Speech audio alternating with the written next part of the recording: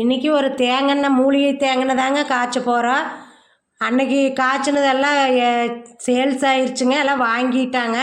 அது நம்ம வீட்டுக்குன்னு தாங்க காய்ச்சினா எல்லாருமே வாங்கிட்டாங்க. இப்போ அன்னைக்கு போட்ட மூலிகை 20 மூலிகை போட்டு காய்ச்சினுங்க. இப்போ நம்ம 40 மூலிகை போட்டு காய்ச்சிறோங்க. ஒரு 10 லிட்டர் தேங்காய் எடுத்து ஊற்றியாச்சுங்க. கொஞ்சம் லைட்டாக காஞ்சிக்கிச்சுங்க. இப்போ நம்ம இது கூட ஒவ்வொரு மூலிகையாக நம்ம சேர்த்திக்கலாங்க. இது நம்ம வீட்லேயே ஆட்டினா சுத்தமான தேங்காய் தாங்க. நம்ம தோட்டத்துக்காய காய வச்சு ஆட்டிக்கிட்டு வந்தது தாங்க. இதில் இப்போ நம்ம ஒவ்வொரு மூலிகையாக சேர்த்திக்கலாங்க. இப்போ என்னென்ன மூலிகை இருக்குதுன்ட்டு பார்த்தீங்கன்னா, வெற்றி வேரு, வெந்தயம், கருஞ்சீரகம், சோற்று கற்றாழை, முருங்கை இலை, பெரிய நெல்லி, கருவேப்பிலை, மறிக்கொழுந்து, இலந்த இலை, கீழா நெல்லி, அருகம்புல், முள் சீத்தா இலை, பொன்னாங்கண்ணி இலை, வேப்ப இலை, ஆவாரம்பூ, அவுரி இலை, மகிழம்பூவு, மருதாணிக்காய், மருதாணி இலை, அம்மான் பச்சரிசி, குப்பமேனி இலை, செம்பருத்தி இலை, செம்பருத்தி பூ, கரும்பூலா இலை, மனோரஞ்சித பூ இலை, தும்பைப்பூ இலை, கருந்துளசி, சின்ன வெங்காயம், கரிசலாங்கண்ணி, நொச்சி இலை, கொய்யா இலை, பொடுகுதலை, சவுரிக்கொடி, இதெல்லாம் தாங்க நாங்கள் இப்போ போட போகிறோம். இப்போ இதை ஒவ்வொன்றா எடுத்து போட்டுக்கலாங்க. எண்ணெய் ரொம்ப சூடேற கூடக்கூடாதுங்க. நல்லா கொஞ்சமாக லைட்டாக சூடேறினா இலையை போட்டுறோணுங்க. அடுப்பை வேகமாக வைக்கக்கூடாது, எல்லாம் கருகிறேன். அதனால் லைட்டாக அடுப்பை எரியிற மாதிரி பண்ணி நம்ம இதை காய்ச்சி எடுத்துக்கலாங்க. இந்த மூலிகை இலையெல்லாம் ஒரு 3 நாளாக எல்லாம் தேடி பொறிச்சு ரெடி பண்ணணுங்க. இதுக்கே ஒரு 3 நாள் ஆயிடுச்சுங்க. நம்ம ஃபஸ்ட்டு நெல்லிக்காய் சேர்த்திக்கலாங்க, அப்புறம் எல்லாம் ஒவ்வொன்றா சேர்த்திக்கலாங்க. வெந்தயம், சோற்று கற்றாழை,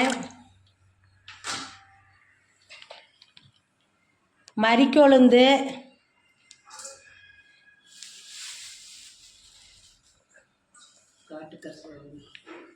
காட்டு கரிசலாங்கண்ணி,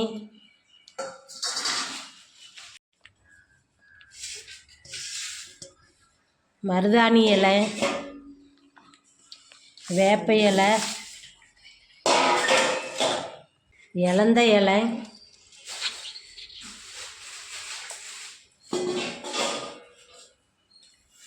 அவுரி இலை,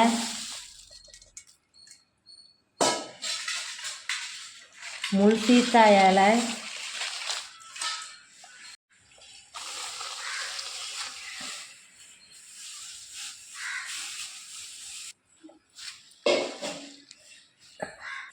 பொன்னாங்கண்ணி போட்டுக்கலாங்க.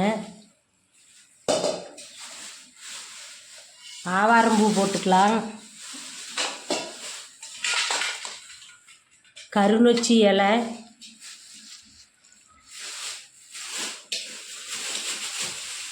அம்மான் பச்சரிசி பொடிதலை,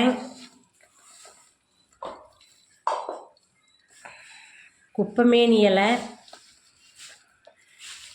முள் சீத்தா இலை, மனோரஞ்சித இலை 2 போட்டாச்சு. கருந்துளசி, மருதாணி இலை,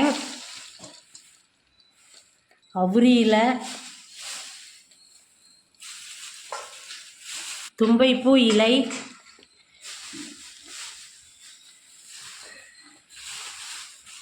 கொய்யா இலை, இது மருதாணிக்காய், முருங்கை இலை, கீழா நெல்லி, செம்பருத்தி இலை,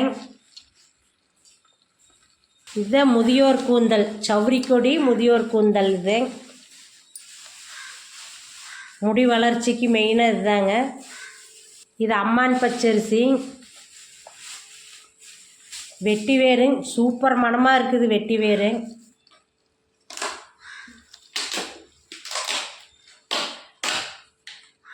பன்னீர் ரோஸு, காஞ்ச ரோஸு, கருஞ்சீரகம் போட்டுக்கலாங்க. அடுத்தது சின்ன வெங்காயம் சேர்த்துக்கலாங்க. இது ஒரு 10 நிமிஷம் நல்லா கிளறி விட்டு வேக வைக்கலாங்க சிம்மிலேயே. மூலிகை அத்தனை எண்ணெயில் அப்படியே கொஞ்சம் கொஞ்சமாக சூடேறி வெந்துட்டு இருக்குதுங்க. உங்களுக்கு யாருக்காவது இந்த மூலிகை எண்ணெய் தேவைப்பட்டால் வாட்ஸ்அப் நம்பருக்கு என்ன வேணுங்கிறவங்க மெசேஜ் பண்ணுங்கள். ரொம்ப ரொம்ப குளிர்ச்சிங்க உடம்புக்கும் இந்த எண்ணெய். முடி கொட்டுறது, பொடுகு எதுவுமே வராதுங்க இது இந்த மூலிகைக்கு. எண்ணெயில் அப்படியே மூலிகை வேக வேக வாசம் சூப்பராக இருக்குதுங்க. நல்லா எண்ணெய் நல்லா ரெடி ஆகிட்டு இருக்குதுங்க. எண்ணெய் அப்படியே சிம்மில் வச்சு சூப்பராக ரெடி ஆயிடுச்சுங்க. உண்மையாலுமே வீடே மணக்குதுங்க இந்த மூலிகை இலையோட எண்ணெயோட வாசம்னா வாசம் அப்படி அடிக்குதுங்க. மூலிகை தேங்காய் வாசம். கலரு சேஞ்ச் ஆகிருக்குது பாருங்க, எவ்வளோ கலர் சேஞ்ச் ஆகிருக்குதுன்னு பாருங்க. நம்ம இன்னைக்கு அப்படியே ஊற விட்டேன், நாளை காலையில் அப்படியே வடித்து எடுத்துக்கலாங்க.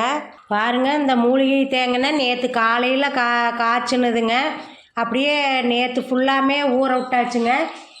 இன்றைக்கி மத்தியானம் வரைக்கும் அப்படியே தாங்க இருந்தது. இப்போ தாங்க அடுப்பில் எடுத்து வச்சுருக்குறோம். கொஞ்சம் வெது ஆனோன்னையுமே நம்ம வடித்து எடுத்துக்கலாங்க. வடித்து எடுத்து ஒரு 2 நாள் அப்படியே லைட் வெயிலில் வச்சு எடுத்துக்கலாங்க. அந்த எண்ணெயில் இருக்கிற நீர் சத்தெல்லாம் போயிடுங்க. இப்போ பாருங்கள் எவ்வளவு டார்க்காக இருக்குதுன்ட்டு எண்ணெய் கலர் எவ்வளோ மாறி இருக்குதுன்ட்டு பாருங்கள். மூலிகை பூரா அதில் இறங்கிடுச்சுங்க. நல்லா டார்க்கு கலரில் இருக்குதுங்க, டார்க்கு க்ரீன் கலரில் இருக்குதுங்க. நல்லா தேய்க்கிறதுக்கு நல்லா இருக்குதுங்க. இது இன்னுமே லைட்டாக சூடேறும்போது எண்ணெய் அப்படியே பச்சை தண்ணி மாதிரி வந்துருங்க. நம்ம இதை கொஞ்ச நேரம் சூடேறிட்டுன்னு நம்ம வடித்து எடுத்துக்கலாங்க. எண்ணெயெல்லாம் சூடு பண்ணி வெதுன்னு வச்சு வடித்தாச்சுங்க. வடித்ததுக்கப்புறம் எண்ணெய் இப்படி தாங்க இருக்குது கலருமே.